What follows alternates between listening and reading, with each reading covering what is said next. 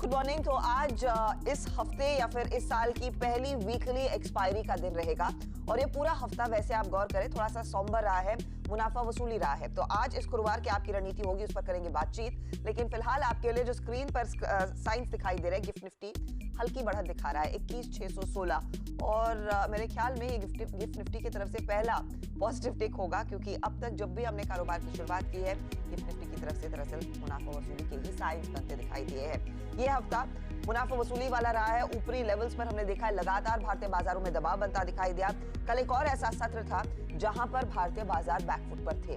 तो 21,517 पर हम फाइनली कल डे जाकर बंद कर रहे थे। 148 अंकों की गिरावट देखने को मिली थी और निफ्टी बैंक की भी अगर आप चाल देखें वॉलेटिलिटी के बीच ये भी ऊपरी लेवल से दबाव में था। हालांकि इतना नहीं बिखरा निफ्टी बैंक का जितना आपका निफ्टी टूटता हुआ दिखाई दिया। कल ऑफ कोर्स हमने देखा across the board sell side की पोजीशंस, चाहे वो आईटी कंपनियां हो, मेटल कंपनियां हो, चुनिंदा बैंक्स हो, उनकी तरफ से बनता दिखाई दिया। लेकिन आज के लिए संकेत क्या उभर कर आ रहे हैं उस पर करेंगे बातचीत। पहले तो तब और अब का डेटा मैं आपकी स्क्रीन पर रख दूं, क्योंकि कल जब हम भारतीय बाजार को वाइंड डाउन कर रहे थे इशारा था कि अमेरिकी बाजारों में कुछ मुनाफा वसूली देखने को मिलेगी और ठीक वही हुआ। इनफैक्ट 37,936 पर हम डाउ फ्यूचर्स को ट्रेड करता देख रहे थे। हल्के दबाव के आसार बन रहे थे।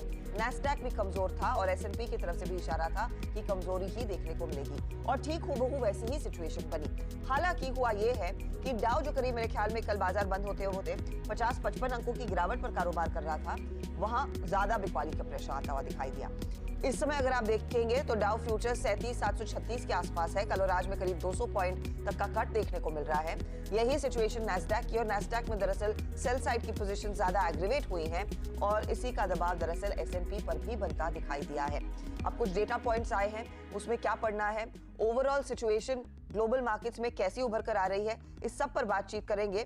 एंड आई थिंक आज से जापान के बाजार फिर से कारोबार करते दिखाई देंगे। ऑफ कोर्स जापान में जो त्रासदी हुई है अर्थक्वेक के चलते और उसके बाद वो जो प्लेन क्रैश हुआ उसको लेकर थोड़ी सी चिंता थी। लेकिन आज देखिए अपने ईयर एंड हॉलिडे को मनाने के बाद जब जापानी बाजार खुले हैं तो वहां पर 500 पॉइंट का कट देखने को मिला है। तो पिछले 2-3 ट्रेडिंग सेशंस में जो ग्लोबल मार्केट्स करेक्ट हुए उससे उनको कैचअप भी करना है। कॉस्पी कमजोर, स्ट्रेट टाइम्स यानी कि सिंगापुर के मार्केट में भी हम कमजोरी ही देख रहे हैं।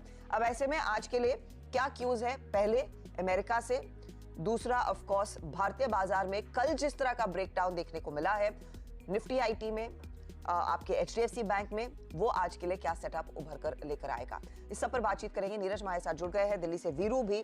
गुड मॉर्निंग नीरज जी, बताइए एक और सत्र और कल नैस्डैक